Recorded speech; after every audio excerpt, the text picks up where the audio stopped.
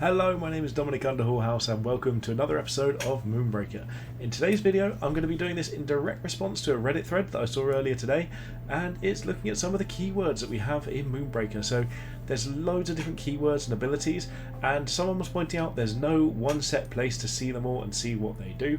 So what we're going to do is we're going to run through each single one of them and just let you know what all the different keywords do in the game. If you enjoy this, please don't forget to like, comment, subscribe, join us on Patreon. You'll be able to see there is going to be some Patreon content up very shortly if it's not up already, and we're finally going to be able to start getting moving on that front as well. But for now, let's jump into it, look through the units and see the first time each of these keywords pops up. So the first one we're going to look at is Airborne. So what Airborne does is it means you can move through obstacles. So what that means is you can jump over your crew, the enemy crew, you can jump over terrain, as long as you can finish with your whole base in a sort of a clear space within your movement range. You can basically just go over anything you want. So there we have it, that is the first one there. We've got Airborne. Next up we've got Gardener Joe, and we're going to be looking at Nourished. So Nourished is exclusive to Gardener Joe. A lot of these abilities at the moment are only on one unit. I wouldn't be surprised if in future they start becoming more and more common, see them across multiple units used in different ways, but for now, a lot of them are only available in one spot. What Nourish does is give +1 max health to the unit and remove it when it takes damage. Now, it does sound a little bit weird in the wording, but what that means is you can stack it up and up and up, so we can get loads and loads of stacks of Nourished, and say you can get up to 10 Nourished stacks, your unit has 10 maximum health. But the moment they take 1 damage, all of that goes away. So if they had 2 stacks on and took 3 damage, they'd still take 1 damage because 2 would be protected and 1 would go through. It's sort of like a shield, but it's sort of a different effect to Extilior's shield, and then no matter how big the hit is, you lose all of that immediately. So it's a really interesting mechanic, and it does sort of function a bit differently to Extilior's shield, but they do have a bit of overlap there as well. Next up, we've got Antios Gauntlet can get First Strike. So First Strike just means that when you're in melee range, you're base-to-base contact with someone, you give them a hit, they don't get to hit you back. It's really useful for making sure that you can win trades.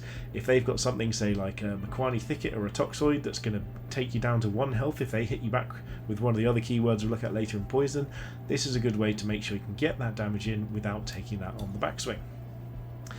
Next up, we're going to look at Fixer. So Fixer gives us 2 different keywords here.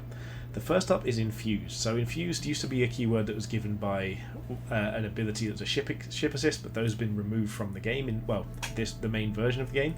And Infused just means that while that unit lives, you get +1 Cinder every turn for 3 turns. So there you go, it's an additional way of getting resources, and it's a really useful ability. The other option is Bounty. So what Bounty does is when an enemy unit is destroyed that has bounty on it, you gain 1 additional victory point. So it's a nice way of swinging the tide in a longer game. You can basically say, you know what, we're going to kill that unit, and that's going to help swing the tide of battle in my favour. Next up, we've got Maximus. So Maximus has a keyword, Rapid Fire, and what that means is the unit can attack twice. Now the important thing to remember about this is they are considered separate attacks. It's not just, if you got things like Fate Twister Tantum that can make the next attack a guaranteed hit, this only would affect the first of these 2 shots. They're completely separate, so you need to basically keep that in mind when using those effects. But it is absolutely a really powerful ability, really great with buffs like Amplify Vital, and it really does boost up that damage potential. Next up, we've got Axle Pyro. So Axle Pyro has Burn. So what Burn does is at the start of the enemy's turn, or the unit's turn that's burned, they take 1 damage, and that lasts for 3 turns. Healing removes burn, so there's lots of different ways to heal in the game, but that removes the burn as well. And also burn can stack. So if you've got 2 stacks of burn, you'll take 2 damage at the beginning of your turn. Next up, we're going to look at Beatrice. Beatrice is the first of our armoured units. So armour has this little icon here, and it reduces all damage by 1. Now, unlike a lot of other tabletop games, in Moonbreaker, it's not reduced to a minimum of 1, it is just reduced by 1. So if you've only got a 1 attack unit, or 1 attack coming through, Beatrice takes no damage whatsoever. So don't be sending your Maximus that way, it's not going to work out for you, because also, if Maximus doesn't deal damage, he doesn't get to move again. So that is armour. Next up, we're moving to Drumdance Tlali. So Drumdance Tlali has the ability to give something Pummel. So Pummel is the same as Rapid Fire, but for melee, and it just means that unit can fight twice. And again, things that apply to the next attack is only for one of those 2 attacks as well. Next up we've got Jailbreak. So while he does have Airborne, we've seen that with Astra, he's also got the ability to make things immobilise, and it just says you can't be ordered to move. The important wording about this, it doesn't mean the unit can't be moved, it just can't use the move command. So if you've got things like Zax's Gravity Disc, he can pull himself out of a Jailbreak's range. If you've got things like a Crankbait, you can pull them out, you move the other units, so it doesn't affect anything other than your ability to use the move command itself. Next up we've got Ursix Scattervine with an ability called Charge. So what Charge does is it just allows the unit to act straight away. Scattervine's actually surprisingly powerful for a one attack, very mediocre stat line unit, because it can actually do things straight away, and you can react to things happening on the battlefield that you otherwise might not be able to. So Charge, great keyword, really good one to use in the right situations.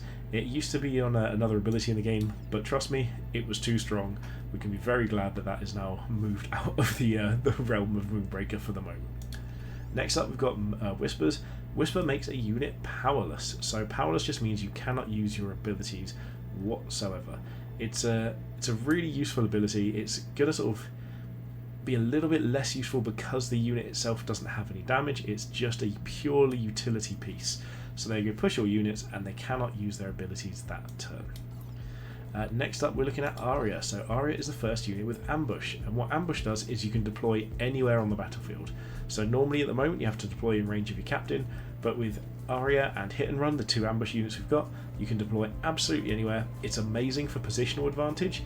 There's so many useful things you can do with them both that it's actually a lot more value than I think people realise. Is being able to put something exactly where you need it. It really does change the way the games play, and personally I love it. I put it in a lot of lists for that exact reason. Next up we are looking all the way down here for Toxoid. So Toxoid is a unit with Poison, and what Poison does is whenever you damage a rival crew, reduce its health to 1. Now the important thing about this is that it doesn't matter if you hit something with armour. If you hit something with armour, you don't damage it. It doesn't affect it. You need to damage their health. So unless you can actually damage the unit itself, armour, shields, anything that protects them doesn't count as the unit being damaged. So you need to make sure you actually get through that first before Toxoid can actually come into effect. Next up we've got Crosshair. So Crosshair has the ability to crit if the target doesn't move, and what crit does is it's just 1 to 3 extra attack damage. It used to just be in the game as a % chance anyway, and that was something that some people really liked, some people didn't. I personally think that given the way the game has changed, I'm glad it's now removed, but in the previous versions of the game where other things are coming into play, I think it was necessary, but now I'm perfectly fine with it being gone, except for Crosshair standing there sniping someone out, and if they're not moving, she's going to get that headshot. Next up we're moving a little bit further down to find, where we go, there we are, Flurry. So Flurry has Resilient. Resilient is damage dealt to a unit is reduced to 2.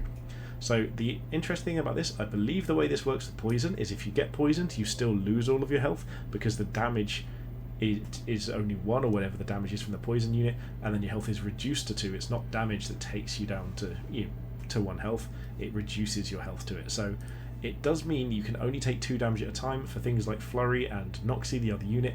Both of them have effects that trigger when they're damaged, so it's a really good way of getting extra value out of those effects, and it can really just make them really quite durable. I mean, with 12 health, you have to hit Flurry 6 times to kill him.